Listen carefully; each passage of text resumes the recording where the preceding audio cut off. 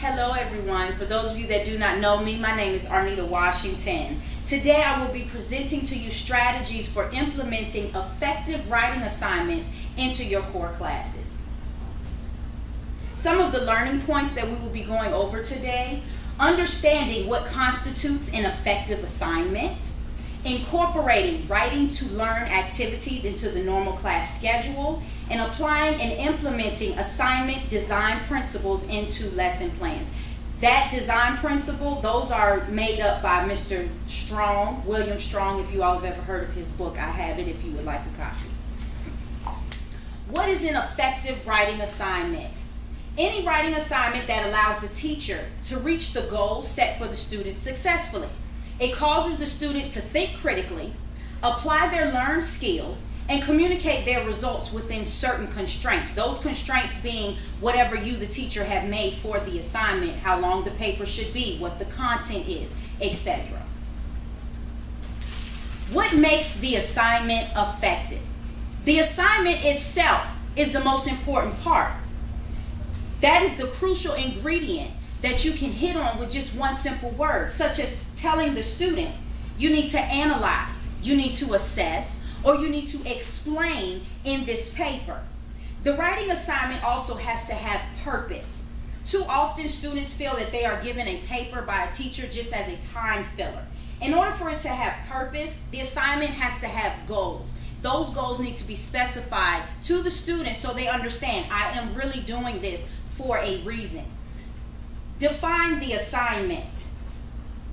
Also, quality formatting.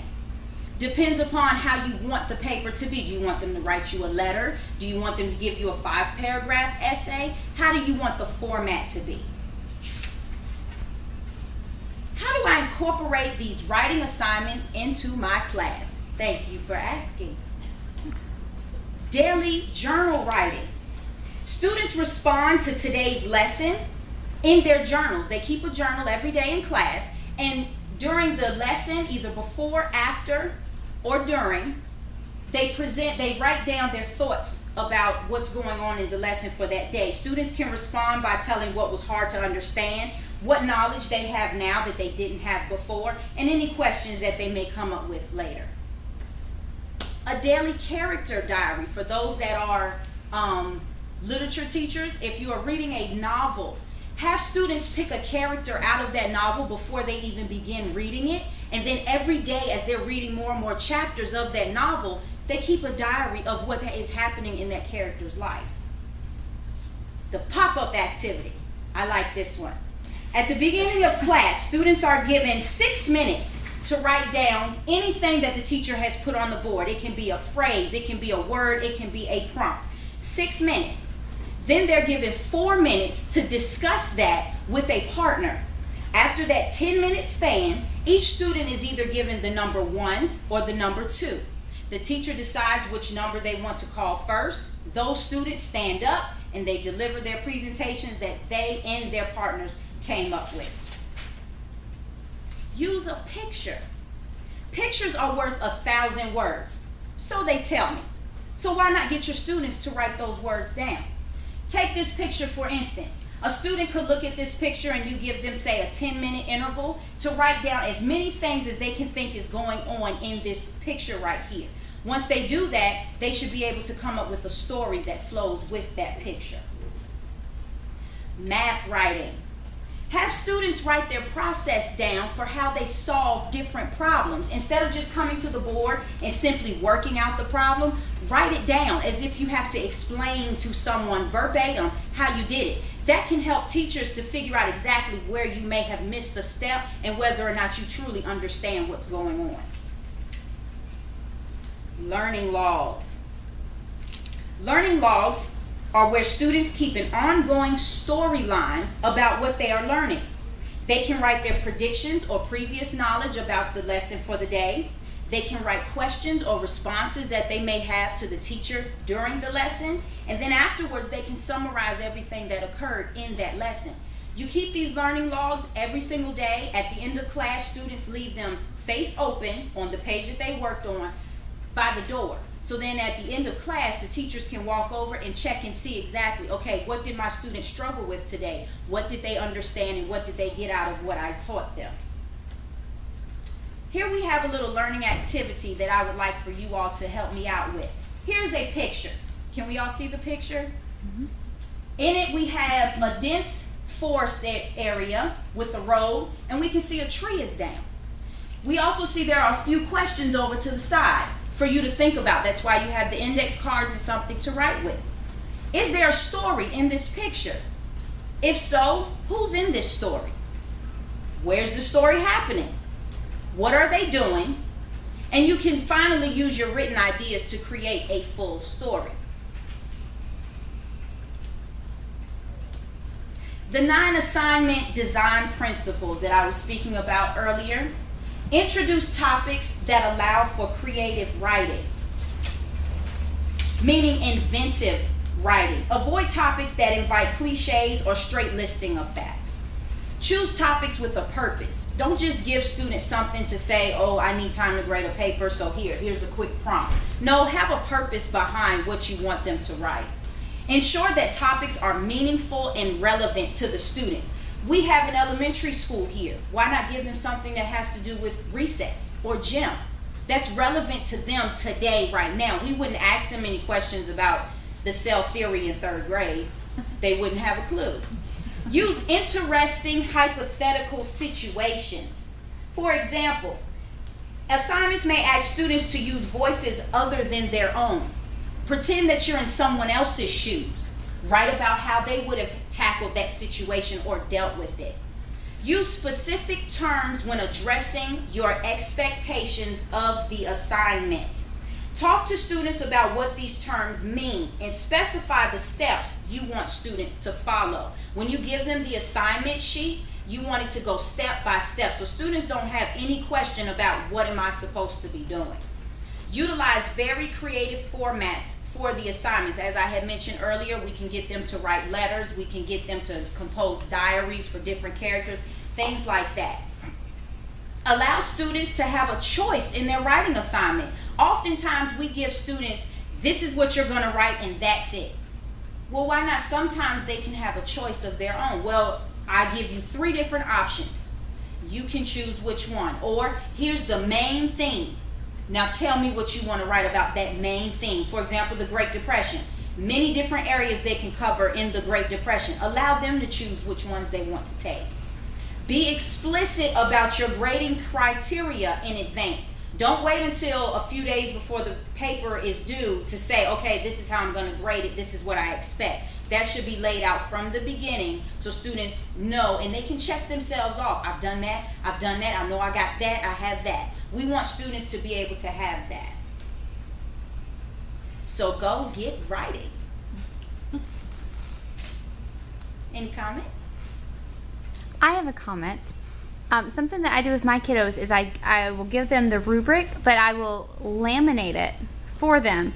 And so that way they're able to go on, check off what they got, right, what are they missing, they can see, and then they can just erase it and go back. Because I'll give them one of those markers. Okay. Dry That's erase. good. Now, when they have that laminated one, do they make you a copy of it as well so that you can go back and say, well, you told me that you did this. Yes. And I'm very good. Yeah, they turn it in. So that way it's a way to save paper. And so I just kind of give it back to them. Of course, it changes based on what type of writing we're doing.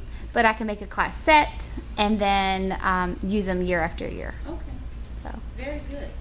Anyone else? I have a question. Yes, ma'am. When you mentioned journal writing, I'm wondering if you do that daily, and if so, approximately how much time do you allow your students to journal? The daily journal writing, you can either do that before class. Say they walk into class and on the board you have, we're going to learn about Huckleberry Finn today. So write as much as you know about him in your journal. That's your before, and it can be anywhere from 5 to 10 minutes. Or you can do it after class. Now that we've discussed this, go ahead, pull out your journals, write down everything that you feel that we learned today and any questions that you may have. The journals go along with the learning logs. You can also have the students turn those into you so you can go over them yourself to make sure they're really getting the material. Thank you. Yes, ma'am. what is your opinion about peer editing and like the writer's workshop where the kiddos have to exchange papers? I believe that peer editing works only when every student in the class understands what is supposed to be in the paper. They understand the content, they understand mechanics, grammar, etc. We're not just reading the paper just to see if it's a good paper. You should be editing it for everything. If there's a comma missing, if there's a capitalization that wasn't there, things like that. And if students don't quite understand that, then they should be taught that and then brought into the peer editing. Thank you. Yes.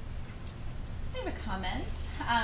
Not a writing teacher, but from a math teacher's perspective, I just wanted to say I appreciate that you incorporated writing and math in your presentation, and it is important in math. And in fact, for their daily problem, I give just as much credit for the process as I do for the final answer or solution, because that process is important. And I was just wondering, I'm trying to think of other ways we could use writing and math besides just explaining the process to an answer. Like if there's another way to use it creatively in math. Let me give you one that I had found from Dr. Strong. I'm actually going to read it to you. Okay. There was a teacher by the name of Brandon Nelson, a math teacher, and this is one of the problems he came up with for his class. Imagine you are an element in one of the sets of numbers we have discussed in class. To refresh your memory, the sets are reals, rationals, irrationals, whole numbers, integers, and complex numbers. Each set has its own special quality that separates it from other sets. Write a letter to a friend who also belongs to your set. Some points you may consider including are how you feel belonging to your set and how do you feel about the other sets. What makes you similar to or different from the elements in the other sets. Wow. When I read that, I immediately thought of math and thought that was a very good way to bring math and writing together. If you take concepts and you find a way to say, okay, we're not just going to write a regular 5-paragraph paper, we're going to write a letter or a diary, or we're going to write an editorial about this math concept. Huh. That's a good way to mesh it all together. Wow, thank you. Yes. I have another question. As far as a writing teacher's perspective, do you feel it's better to have the students on the computer and doing writing at this day and age, or do you think there's still benefit to them doing handwritten papers? I am from the old school. I am still a pen and paper pusher. I do thoroughly believe that students should be sitting at their desk with pen and paper and the assignment next to them, writing it out first. Whether they do an outline or they completely write their rough draft, doesn't matter, but they need to get back into that habit.